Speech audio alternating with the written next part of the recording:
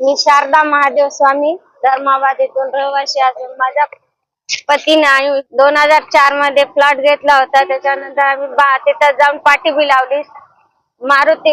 शोभा मारुती वाकोडे यांना येऊन आमच्या पाठी काढून मारहाण केली। यानंतर माझ्या पतीने आम्ही दोघं जाऊन तिथं आमचा कब्जा आहे म्हणून तरी त्यांना मारहाण केल्यानं माझा नवरा तिथं औषध प्राशन केले। नंतर आम्ही त्यांना सरकारी हॉस्पिटलला 40 दिवस होते, कोणीही येऊन विचारले नाही, आमच्याकडे लक्ष दिलं नाही। तरी मी माझ्या पतीला तिथे 40 दिवस होते। माझे लेकरं 4 ही लहान होते। अशावर मला न्याय भेटला तर मी म्हणले जाऊ दे, मागं कोण मी माझं कसं तरी चालू होत आहे। तरी पण यांना 4-6 महिने झाले की पुन्हा त्या प्लॉटवर जाऊ काहीतरी कब्जे कर, मारहाण कर।